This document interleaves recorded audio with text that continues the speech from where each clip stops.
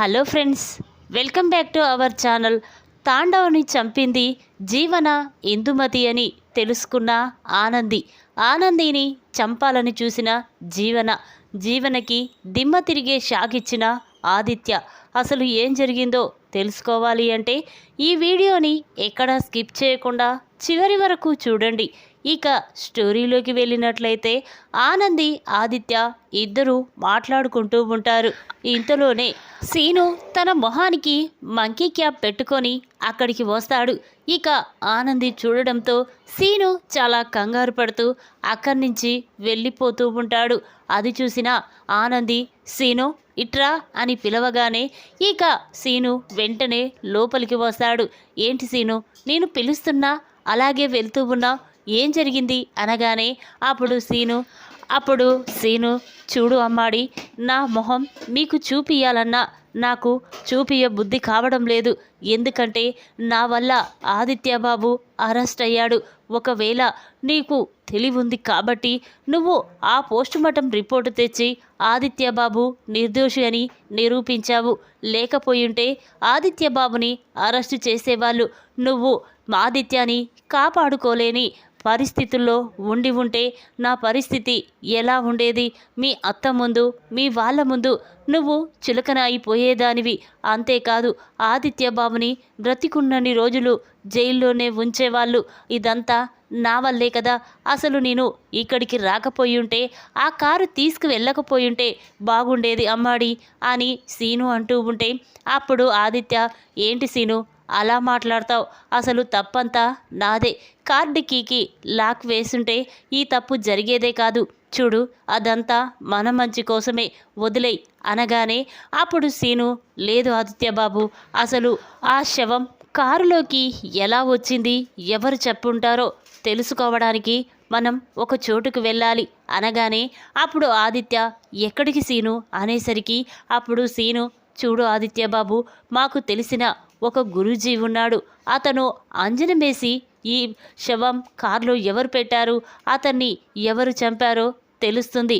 ఒక్కసారి మనం ఆ స్వామి దగ్గరికి వెళ్దాం అనగానే అప్పుడు ఆదిత్య, ఏంటి సీను, ఈ కాలంలో కూడా అలాంటి వాళ్ళు ఉంటారా అనగానే అప్పుడు అవును ఆదిత్య బాబు, ఉంటారు. మా దగ్గర డబ్బు తీసుకొని ఎవరైనా ఇయ్యకుండా వెళ్ళిపోతే మేము అతను ఎక్కడ ఉన్నాడో తెలుసుకోవడం కోసం మేము ఆ స్వామీజీ దగ్గరికి వెళ్తాము. ఇప్పుడు కూడా అక్కడికి వెళ్తే నిజం తెలుస్తుంది అని అంటుంది. ఇక ఆ మాటలు విన్న ఆదిత్య, సరే వెళ్దాం పద అని చెప్పి ఇక సీను, ఆదిత్య ముగ్గురు కూడా ఇక ఆ స్వామీజీ దగ్గరికి వెళ్తారు. వాళ్ళని చూసిన స్వామీజీ, ఎవరమ్మా మీరు, ఎందుకోసం వచ్చారు అని అడుగుతూ ఉంటే అప్పుడు స్వామీజీ, నా పేరు నా భర్త పేరు ఆదిత్య. తను కార్ డ్రైవింగ్ చేస్తూ ఉంటాడు. కానీ ఒకరోజు మా కారు డిక్కీలో ఎవరిదో తెలియని శవం మా కారు డిక్కీలో ఉంది. అది ఎలా వచ్చిందో, ఎవరు చేశారో అర్థం కావడం లేదు. అందుకే అతన్ని చంపింది ఎవరో తెలుసుకోవడం కోసమే మీ దగ్గరికి వచ్చాం అని అంటుంది. ఆ మాటలు విన్న పూజారి, సరేనమ్మా మీరు కూర్చోండి, నేను చెప్తాను అని చెప్పగానే ఇక ఆదిత్య, సీను అక్కడే కూర్చుంటారు. ఇక ఇంతలోనే జీవన ఏర్పాటు చేసిన ఆ మనిషి మాత్రం, ఇదేంటి ఇక్కడికి వచ్చింది, వెంటనే నేను జీవన మేడానికి ఫోన్ చేసి చెప్తాను అని చెప్పి వెంటనే అతను జీవనకి ఫోన్ చేసి పూజారి దగ్గరికి వచ్చిన విషయం జీవనకి చెప్తాడు. ఇక దాంతో జీవన ఒక్కసారే షాక్ అయిపోయి చూస్తుంది. వెంటనే ఇందుమతి దగ్గరికి వెళ్ళి ఇక జరిగిన విషయమంతా ఇందుమతికి చెప్పడంతో ఇక ఇందుమతి, వసే జీవన పదవే వెళ్దాం, ఆ పూజారి ఏం చెప్తాడో ఏమో, నాకు చాలా కంగారుగా ఉంది. ఒకవేళ ఆ పూజారి అంజనం వేసి మన గురించి నిజం చెప్తే ఇక మనం అందరికీ దొరికిపోతాం. వాణ్ణి చంపింది మనమే అని అందరికీ తెలిసిపోతుంది. ఇక మనం బ్రతికున్నన్ని రోజులు జైల్లోనే ఉండవలసి వస్తుంది. పద అని చెప్పి ఇక ఇందుమతి, జీవన ఇద్దరు కూడా పూజారి దగ్గరికి వస్తారు. ఇక పూజారిని ఏం చెప్తున్నాడా అని చాటుకు నిలబడి వింటూ ఉంటారు. ఇంతలోనే ఆ పూజారి ఇక అంజనం వేసి చూడమ్మా, అతన్ని చంపింది ఒక్కరు కాదు, ఇద్దరు.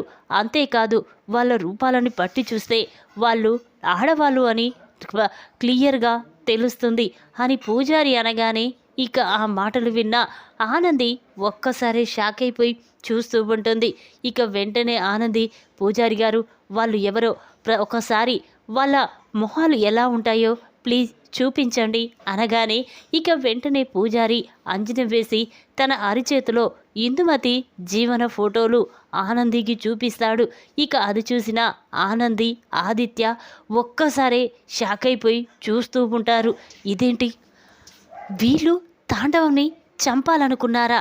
అంటే అతన్ని చంపి ఆ కారు డిక్కీలో పెట్టి ఆదిత్య హత్య చేశాడని అందరి ముందు నిరూపించి తనని జైలుకు పంపించి నా మీద కక్ష తీర్చుకోవాలని ఇందుమతి జీవన చూస్తున్నారా? ఆదిత్యబాబు చూసారా ఇందుమతి జీవన ఎంత పని చేశారో? పదండి ఆదిత్యబాబు, వెంటనే వాళ్ళని నిజాన్ని నిరూపించి వాళ్ళని అరెస్ట్ చేయిద్దాం అని ఆనంది అంటుంది. ఆ మాటలు విన్న ఆ ఆదిత్య మాత్రం సరే ఆనంది వెళ్దాం అని చెప్పి ఇక ముగ్గురు అక్కడి నుంచి వెళ్తూ ఉంటారు. ఇక అది గమనించిన ఇందుమతి జీవన చాలా కంగారు పడుతూ ఉంటారు. ఎలా పెద్దమ్మ, ఇప్పుడు మన గురించి వాళ్ళకి నిజం తెలిసిపోయింది. ఇప్పుడు ఈ విషయం అత్తయ్య మామయ్య ముందు బయట పెడితే ఇక అత్తయ్య నన్ను ప్రాణాలతో కూడా ఉంచదు. అసలు ఆనంది ఆ నిజం మా అత్తయ్య ముందు బయట పెట్టకుండా ఎలా చూడాలో అర్థం కావడం లేదు అని జీవన అంటూ ఉంటే అప్పుడు ఇందుమతి ఆలోచిస్తూ ఉంటుంది. ఇంతలోనే ఇందుమతికి ఒక ఆలోచన వస్తుంది. చూడు జీవన, ఆ నిజం వాళ్ళ ముగ్గురి మధ్య ఉండాలి, నాలుగో మనిషికి తెలియకూడదు. అంటే వాళ్ళు ముగ్గురు ప్రాణాలతో ఉండకూడదు. వాళ్ళ ప్రాణాలు పోతేనే ఆ నిజం వాళ్ళతో పాటు పోతుంది. ఇక ఎవరికీ తెలిసే సమస్య లేదు. అందుకే ఆనందయ్, ఆదిత్య, బండసీను గాన్ని చంపేస్తేనే ఆ నిజం వాళ్ళతో చచ్చిపోతుంది అని ఇందుమతి అంటుంది. ఆ మాటలు విన్న జీవన ఒక్కసారి స్టన్ అయిపోయి చూస్తూ ఉంటుంది. ఏంటి పెద్దమ్మ, ఏం మాట్లాడుతున్నావు? ఇప్పుడే ఆ తాండవంని చంపేశాము, అంతేకాదు ఆ నిజం ఎక్కడ తెలిసిపోతుందోనని చాలా భయంగా ఉంది. మళ్ళీ అలాంటి పరిస్థితుల్లో ఇప్పుడు వీళ్ళని కూడానా? ఇప్పుడు ఆదిత్య బావగారికి ఏదైనా జరిగితే మాత్రం మా అత్తయ్య నన్ను ప్రాణాలతో కూడా ఉంచదు అని జీవన అంటూ ఉంటే అప్పుడు ఇందుమతి మాత్రం, చూడవే, అసలు మనం వాళ్ళని చంపేస్తున్నామన్న విషయం ఎవరికీ తెలియకూడదు అని చెప్పి వెంటనే ఇందుమతి తన ఫోన్ తీసి కొంతమంది రౌడీలకి ఫోన్ చేస్తుంది. ఇక ఇందుమతి నుండి ఫోన్ రావడంతో రౌడీలు ఫోన్ లిఫ్ట్ చేసి చెప్పండి మేడం అనగానే అప్పుడు ఇందుమతి, ఒరే ఆదిత్య ఆనంది మీద ఎన్నోసార్లు అటాక్ చేశారు, కానీ వాళ్ళు మన నుంచి చాలాసార్లు తప్పించుకున్నారు. కానీ ఇప్పుడు తప్పించుకోవడానికి వీల్లేదు. ఆనంది, ఆదిత్య, ఆ బండసీనుగాడు ఈ లోకాన్ని వదిలేసి వెళ్ళిపోవాలి. మీకు ఎంత డబ్బు కావాలన్నా నేనిస్తాను అనగానే ఇక వాళ్ళు, ఏంటి మేడం, ఆదిత్య బాబునా అనగానే అప్పుడు ఇందుమతి, అవునరా, మీకు కావలసినంత డబ్బు ఇస్తానని చెప్పాను కదా అనగానే అప్పుడు వాళ్ళు సరే మేడం అని చెప్తూ ఉంటే ఇక వెంటనే ఇందుమతి, ఒరేయ్, వాళ్ళు ఇదే రూట్లో వస్తున్నారు, వాళ్ళ ముగ్గురిని వేసేయండి అని చెప్పి ఇక ఫోన్ పెట్టేస్తుంది. ఇక రౌడీలు మాత్రం ఆనంది, ఆదిత్య కోసం ఎదురు చూస్తూ ఉంటారు. ఇంతలోనే వాళ్ళు కారులో వస్తూ ఉంటారు. ఇక ఇంతలోనే ఒక రౌడీ స్పృహ కోల్పోయినట్టు రోడ్డు మీద పడిపోతాడు. ఇక ఇంతలోనే అక్కడికి వచ్చిన ఆదిత్య అతన్ని చూసి, ఆనంది, ఎవరో స్పృహ కోల్పోయి రోడ్డు మీద పడిపోయారు, పాపం వెళ్ళి చూద్దాం పదా అని చెప్పి ఇక ముగ్గురు కూడా అక్కడికి వచ్చి చూస్తూ ఉంటారు. ఇక ఆనంది, ఆదిత్య బాబు ఎవరో స్పృహ కోల్పోయి పడిపోయి ఉన్నట్టున్నాడు, పాపం ఇతన్ని హాస్పిటల్కి తీసుకువెళ్దాం పదండి అని చెప్పి ఇక ఆదిత్య, సీను ఇద్దరూ కూడా అతన్ని పట్టుకొని తీసుకువెళ్తూ ఉండగా ఇక ఇంతలోనే అతడు స్పృహలోకి వచ్చి, పిచ్చివాళ్ళు, నేను స్పృహ కోల్పోయి పడిపోయానని అనుకుంటున్నారు, నన్ను కాపాడాలనుకుంటున్నారు, కానీ నేనొచ్చిందే మీకోసం అని రౌడీ చెప్పగానే ఇక ఆ మాటలు విన్న ఆదిత్యకి ఏమీ అర్థం కాదు. ఏయ్, ఎవర్రా నువ్వు, ఏం మాట్లాడుతున్నావు అనగానే ఇక అతను వెంటనే ఆదిత్యాని కొట్టబోతూ ఉంటాడు. ఇక ఇంతలోనే అది గమనించిన సీను, ఏయ్ ఎవర్రా, మా ఆదిత్య బాబు మీదే చేయి చేసుకుంటావా అని ఇక సీను ఆ రౌడీని కొడుతూ ఉంటాడు. అది గమనించిన ఇంకొక రౌడీ వెంటనే అక్కడికి వచ్చి ఆనంది తల మీద గట్టిగా కొట్టడంతో ఇక ఆనంది అక్కడే కుప్పకూలిపోతుంది. అది చూసిన ఆదిత్య చాలా కంగారు పడుతూ ఆనంది ఆనంది అని పిలుస్తూ ఉంటాడు. ఇక తను ఎంత పిలిచినా ఆనంది పలకకపోవడంతో ఇక ఆదిత్య చాలా కంగారు పడుతూ, ఒరేయ్ సీను పదరా, వెంటనే మనం ఆనందిని హాస్పిటల్కి తీసుకువెళ్దాం అనగానే అప్పుడు సీను, చూడండి ఆదిత్య బాబు గారు, మీరు అమ్మాడిని తొందరగా హాస్పిటల్కి తీసుకువెళ్ళండి, అసలు వీళ్ళ సంగతి నేను తేల్చుకుంటాను అని చెప్పగానే ఇక ఆదిత్య వెంటనే ఆనందిని హాస్పిటల్కి తీసుకువెళ్తాడు. ఇక హాస్పిటల్లో డాక్టర్తో, డాక్టర్ నా భార్య ప్రాణాలు కాపాడండి అని చెప్పగానే ఇక డాక్టర్, ఆదిత్య గారు మీరేం కంగారు పడొద్దు అని ఇక ఆనందిని ఐసీయూలోకి తీసుకువెళ్ళి ట్రీట్మెంట్ చేస్తూ ఉంటాడు.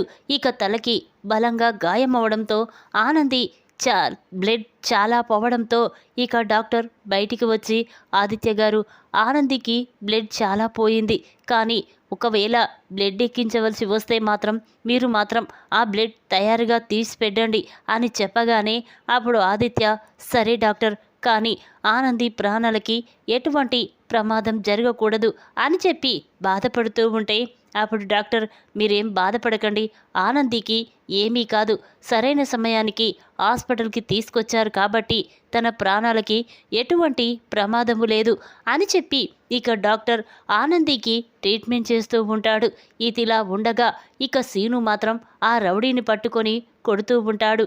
ఏయ్ ఎవర్రా నిన్ను ఎవరు, ఆదిత్య ఆనంది బాబు మీద మిమ్మల్ని ఎవరు అటాక్ చేయమన్నారు చెప్పండి, చెప్తారా లేక పోలీసులకి ఫోన్ చేయమంటారా అని అంటూ ఉంటే అప్పుడు రౌడీ, వద్దు బాబు చెప్తాను, అసలు ఆనంది ఆదిత్య నిన్ను అందరినీ పైకి పంపించడం కోసమే ఇందుమతి జీవన గారు మాకు ఫోన్ చేశారు, కావలసినంత డబ్బిస్తానని చెప్పారు, అందుకే డబ్బు కోసం కకృతిపడి మేమిలా చెయ్యవలసి వచ్చింది, మమ్మల్ని వదిలేయండి బాబు, క్షమించండి అని అంటూ ఉంటే ఇక ఆ మాటలు విన్న సీను చాలా కంగారు పడుతూ ఉంటాడు. ఒక్కసారి షాక్ అయిపోయి చూస్తూ ఉంటాడు. ఏంటి ఈ పని చెయ్యమన్నది ఇందుమతి జీవనానా? అంటే అమ్మాడికి నిజం తెలిసిందని వీళ్ళిద్దరూ అమ్మాడిని ఆదిత్య బాబుని లేకుండా చెయ్యాలనుకున్నారా? అంటే ఈ హత్యకి వాళ్ళకి ఏదో సంబంధం ఉంది, ఒకవేళ ఆ హత్య చేసింది వాళ్ళే అయ్యి ఆ కారు డిక్కీలో శవాన్ని పెట్టింది కూడా వీళ్ళే కాదు కదా, అంటే వీళ్ళు ఆనంది ఆదిత్య బాబుని చంపాలనుకున్నారంటే హత్య చేసింది వీళ్ళే, ఆదిత్య బాబు జైలుకు వెళ్ళడం కోసమే వీళ్ళు ఆ డిక్కీలో శవాన్ని పెట్టారా? విండు, వీళ్ళ సంగతి ఇప్పుడే చెప్తాను అని చెప్పి ఇక సీను చాలా కంగారు పడుతూ ఆదిత్య దగ్గరికి వచ్చి, ఆదిత్య బాబు గారు అని అంటూ ఉండగా ఇక అది విన్న ఆదిత్య, ఏంటి సీను ఎందుకలా కంగారు పడుతున్నావు అనగానే అప్పుడు సీను మాత్రం, చూడు ఆదిత్య బాబు, అసలు ఈ హత్య చేసింది ఎవరో కాదు, ఇందుమతి జీవన, వాళ్ళిద్దరే ఈ హత్య చేసి ఆ నేరాన్ని నీ మీద వేసి నిన్ను జైలుకు పంపించాలని చూశారు, అందుకే ఆ శవాన్ని కారు డిక్కీలో పెట్టారు అని సీను చెప్పగానే ఆ మాటలు విన్న ఆదిత్య ఒక్కసారి షాక్ అయిపోయి చూస్తూ ఉంటాడు. ఏంటి సీను నువ్వు చెప్పేది నిజమా అనగానే అప్పుడు సీను, అవును ఆదిత్య బాబు, కావాలంటే ఆ రౌడీని నేను పట్టుకొని నిజం అడిగాను, వాడు ఎక్కడ నా నుండి తప్పించుకుంటాడేమని వాణ్ణి ఒక చోట భద్రంగా దాచిపెట్టాను అనగానే ఇక ఆదిత్య, సరే సీను, నువ్వు వెంటనే వాణ్ణి ఎక్కడికి వెళ్ళకుండా చూడు, వాణ్ణి తీసుకొని మా అమ్మ దగ్గరికి వెళ్ళి జీవన ఇందుమతి నిజస్వరూపాన్ని అందరి ముందు నిరూపిస్తాను అని చెప్పి ఇక ఆదిత్య సీను ఇద్దరూ కూడా ఆ రౌడీని ఉంచిన దగ్గరికి వస్తారు. ఇక వెంటనే ఆదిత్య ఆ రౌడీని తీసుకొని సునంద ఇంటికి వెళ్తాడు. ఇక అక్కడికి వెళ్ళి, అమ్మ నాన్న అందరూ ఒకసారి ఇలా రండి అని పిలుస్తూ ఉంటాడు. ఇక ఆ మాటలు విన్న సునంద, శశికాంత్, చైతన్య, జీవన అందరూ కూడా బయటికి వస్తారు. ఇక ఆదిత్య ఆ రౌడీని తీసుకొని రావడం చూసిన జీవన ఒక్కసారి షాక్ అయిపోయి చూస్తూ ఉంటుంది. ఇక తన మనసులో, ఇదేంటి వీడు బావగారికి నిజం చెప్పేశాడా, మా గురించి నిజం తెలిసిపోయిందా, అందుకే వాణ్ణి తీసుకొని ఇక్కడికి వచ్చాడా అని కంగారు పడుతూ ఉంటుంది. ఇక ఇంతలోనే శశికాంత్, ఒరే ఆదిత్య, ఏంట్రా, ఏం జరిగింది, ఎవరితను, ఎందుకు ఇతన్ని పట్టుకొచ్చావు అనగానే అప్పుడు ఆదిత్య, చూడండి నాన్న, అసలు నేను ఈ కేసులో ఇరుక్కోవడానికి కారణం వీడే. అసలు నా కారు డిక్కీలోకి శవం ఎలా వచ్చిందో వీడికి తెలుసు. అంతేకాదు, నన్ను ఆనందిని శాశ్వతంగా విడదీసి ఈ కుటుంబం నుంచి మమ్మల్ని పంపించేసి ఈ ఆస్తిని సొంతం చేసుకోవాలని చూస్తుంది ఈ జీవన అని చెప్పగానే ఇక ఆ మాటలు విన్న సునంద ఒక్కసారి షాక్ అవుతుంది. ఒరే ఆదిత్య, ఏం మాట్లాడుతున్నావురా, నువ్వే ఆనంది మాటలు విని మమ్మల్ని కాదనుకొని ఇంట్లో నుంచి వెళ్ళిపోయావు. కానీ నువ్విప్పుడు జీవన మీద అలాంటి నిందలు వేస్తుంటే చూస్తూ ఊరుకోను అనగానే అప్పుడు ఆదిత్య మాత్రం, అమ్మ, నేను ఎంత చెప్పినా నువ్వు నమ్మవు కదా. చూడు, ఈ జీవన ఆనంది మీద కక్ష కట్టింది. తన మీద పగ తీర్చుకోవడం కోసమే ఇలా చేస్తుంది. కావాలంటే వీడే చెప్తాడు, విను.